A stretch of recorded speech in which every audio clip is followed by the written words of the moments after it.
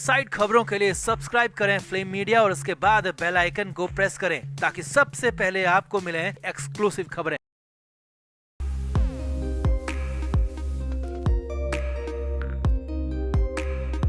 देश में हर तरफ एग्जिट पोल की बात हो रही है। अब तो सबको बेसब्री से 4 जून का इंतजार है, जिस दिन देश को एक बार फिर से नई सरकार मिलेगी। अब नतीजे क्या होंगे, एग्जिट पोल कितने सही साबित होंगे, ये तो नहीं पता। मगर इस बीच महाराष्ट्र की राजनीति में काफी गहमा गहमी देखने को मिल रही है। उद्धव ठाकरे के विश्वास पात्र संजय राउत पलटी मारते दिख रहे हैं। मुख्यमंत्री शिंदे का नोटिस मिलते ही राउत ने मातोश्री में उद्धव ठाकरे की मीटिंग में आने से भी मना कर दिया। उद्धव फोन पर फोन मिलाते मगर राउत ने किसी भी तरह का जवाब नहीं दिया। खबर तो ये भी है कि संजय राउत शिंदे के नोटिस के जवाब का माफीनामा छपवा रहे हैं, क्योंकि उन्होंने अपनी लीगल टीम से इस बारे में राय ली है। तो क्या है पूरी खबर, क्या नतीजों से पहले राउत उद्धव ठाकरे को धोखा दे रहे हैं? आपको दिखाते हैं पूरी खबर। आप भी वीडियो को शेयर करें और अपनी राय कमेंट बॉक्स में जरूर दें। तो संजय राउत सालों से उद्धव ठाकरे के विश्वास पात्र रहे हैं। बाला साहब ठाकरे के जमाने से राउत शिवसेना के सबसे करीब रहे हैं। मगर लगता है कि 2024 के लोकसभा चुनावी नतीजों से पहले संजय राउत अपना मूड पूरी तरह बदल रहे हैं। खबर आ रही है कि मातोश्री में उद्धव ठाकरे ने एक अर्जेंट मीटिंग बुलाई थी। मीटिंग में चुनावी नतीजों को लेकर चर्चा की जानी थी। एग्जिट पोल और उद्धव ठाकरे के अपने प्राइवेट पोल के डेटा को मिलाया जाना था। दरअसल उद्धव ठाकरे का आकलन है कि महाराष्ट्र की 48 सीटों में वो अच्छा प्रदर्शन करेंगे, मगर न्यूज चैनल के सर्वे कुछ और ही कह रहे हैं। इसी को लेकर उद्धव ठाकरे ने मीटिंग बुलाई थी और उद्धव ठाकरे ने साफ संदेश दिया था कि पार्टी के सभी नेताओं का मीटिंग में आना अनिवार्य है। मगर हैरानी की बात यह है कि संजय राउत मीटिंग में नहीं पहुंचे। खबर तो ये भी आ रही है कि उद्धव ठाकरे खुद संजय राउत को फोन पर फोन मिलाते रहे, मगर राउत ने फोन का जवाब भी नहीं दिया। हालांकि मीटिंग तो बिना राउत के पूरी हो गई, मगर उद्धव खेमे में भी शक की सुई घूमने लगी है कि कहीं उनके साथ एक बार फिर से वैसा न हो जाए जैसा 2 साल पहले हुआ था। जैसा एकनाथ शिंदे ने किया था, कहीं वैसा ही संजय राउत भी ना कर दे। वहीं दूसरी तरफ से खबर ये आ रही है कि संजय राउत नोटिस का जवाब देने के लिए माफीनामा छपवा रहे हैं, क्योंकि राउत किसी पंगे में फंसना नहीं चाहते। सूत्रों की माने तो राउत नहीं चाहते कि वो किसी भी तरह के कोर्ट कचहरी के पचड़े में पड़े, क्योंकि आगे विधानसभा चुनाव भी होने हैं और अगर एक बार कोर्ट कचहरी के चक्कर में फंसे तो महीने 6 महीने उसी में निकल जाएंगे।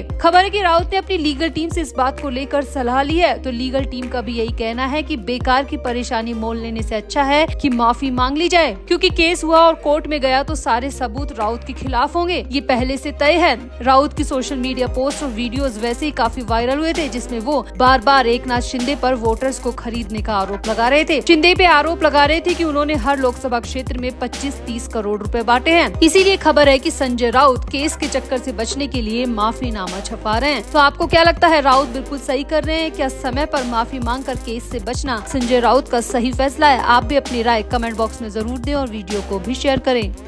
तो मुंबई से खबर आ रही है कि नोटिस के मुताबिक 72 घंटे की मियाद खत्म होने से पहले ही संजय राउत मुख्यमंत्री से मिलने उनके आवास तक पहुंच गए। मुंबई स्थित मालाबार हिल्स में संजय राउत को मीडिया कर्मियों ने आते हुए देखा। संजय राउत मालाबार हिल्स स्थित मुख्यमंत्री निवास वर्षा बंगले के बाहर भी नजर आए और करीब 3 घंटे तक राउत की कार बंगले के बाहर खड़ी रही और खुद राउत भी वर्षा बंगले के बाहर खड़ी कार में बैठे रहे, यानी वो अपॉइंटमेंट मिलने का इंतजार कर रहे होंगे, ऐसा मीडिया सूत्रों का दावा है। अब इसके बाद क्या हुआ ये भी बताएंगे, मगर पहले देखिए कि राउत ने ऐसा क्या कह दिया था जिसके बाद शिंदे ने लीगल नोटिस भेजा। दरअसल संजय राउत ने पिछले दिनों एकनाथ शिंदे पर कई अनाप शनाप आरोप लगाए, कभी सोशल मीडिया के जरिए तो कभी मीडिया में आकर राउत ने अनर्गल आरोप लगाए कि एकनाथ शिंदे ने वोटर्स को खरीदा है, वोटर्स को लुभाने के लिए 25 से 30 करोड़ रुपए हर लोकसभा क्षेत्र में बांटे हैं। इतना ही नहीं, राउत ने ये भी आरोप लगाया कि शिंदे हर लोकसभा क्षेत्र में बैग भर भर के पैसे लेकर गए हैं और वोटर्स के बीच में बांट रहे हैं। अब इन आरोपों के जवाब में संजय राउत को मुख्यमंत्री एकनाथ शिंदे की तरफ से लीगल टीम ने एक नोटिस भेज दिया।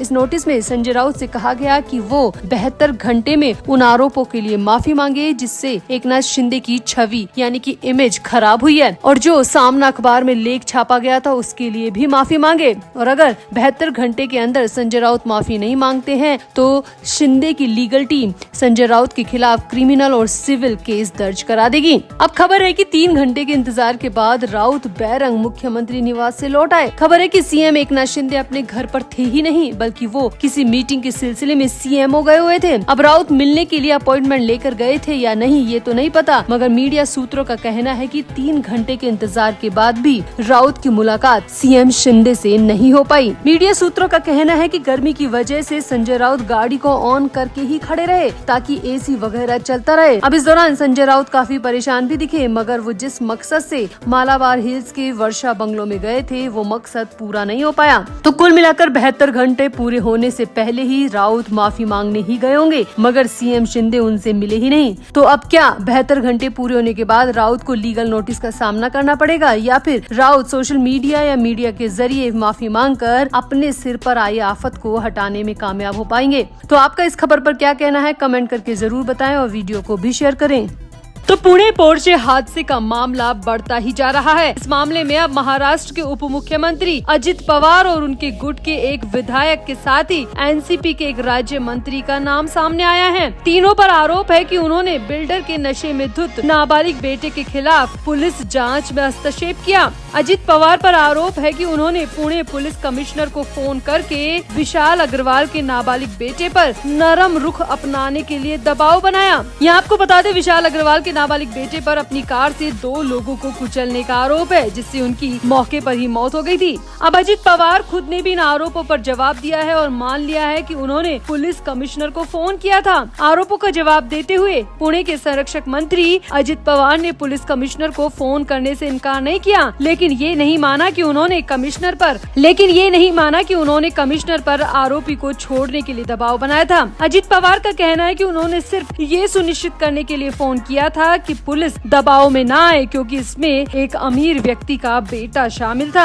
अब आगे देखिए, बात इतनी नहीं है। दुर्योग से अजित पवार के विधायक सुनील टिंगरे पर भी आरोप है कि वो 19 मई को नाबालिग की गिरफ्तारी के बाद सुबह 3 बजे यरवदा पुलिस स्टेशन पहुंचे और पुलिस पर दबाव डाला कि वो नाबालिग के मामले में सख्ती ना अपनाए। टिंगरे ने भी पुलिस स्टेशन जाने की बात को स्वीकार किया है, क्योंकि टिंगरे पुलिस स्टेशन में जाते हुए साफ साफ सीसीटीवी में दिखाई दे रहे हैं। लेकिन टिंगरे ने भी सफाई में अजित पवार की जुबान को ही रिपीट किया है। वहीं विपक्षी दलों के मुताबिक अजित के स्पष्टीकरण ने जवाबों से ज्यादा सवालों को खड़ा कर दिया है। विपक्षी नेताओं का कहना है कि घटना के 4 दिन बाद तक अजित पवार ने अपना मुंह नहीं खोला। वो पुणे के अभिभावक मंत्री हैं, लेकिन जब फडणवीस ने पुणे पुलिस के साथ बैठक की और प्रेस कॉन्फ्रेंस की, तब वो कहीं पर नजर क्यों नहीं आए? तब उन्होंने कोई बयान क्यों नहीं दिया? पुलिस के साथ बैठक क्यों नहीं की? पुणे के कांग्रेस विधायक रविंद्र धांगेकर ने आरोप लगाया है कि महाराष्ट्र के चिकित्सा शिक्षा मंत्री हसन मुशरीफ, जो कि एनसीपी के अजीत गुट से हैं, वो खुद ससून अस्पताल में डॉक्टर अजय तावरे से मिले थे और फिर अजय तावरे की नियुक्ति के पीछे भी पड़े हैं। तावरे उन 2 डॉक्टरों में से एक है जिन्हें पुणे पुलिस ने नाबालिग के खून का नमूना बदलने के आरोप में गिरफ्तार किया है। यहाँ आपको बता दें कि 19 मई की आधी रात को कल्याणी नगर में हुए हादसे में 2 आईटी इंजीनियर्स की मौत हो गई थी। उनकी बाइक को पोर्शे लग्जरी कार ने रौंद दिया था। ये पोर्शे टेकन कार एक बिल्डर का नाबालिग बेटा चला रहा था, जो नशे की हालत में धुत था। मगर जांच में पता चला कि डॉक्टर ने आरोपी के ब्लड सैंपल को डस्टबिन में फेंक दिया था और दूसरे शख्स के ब्लड सैंपल की जांच की थी, जिसमें शराब नहीं पीने की बात की गई और वैसी ही रिपोर्ट बना दी गई। लेकिन बाद में सामने आया कि वाकई में आरोपी ने शराब पी रखी थी और डॉक्टर ने असली ब्लड सैंपल को डस्टबिन में फेंक दिया था।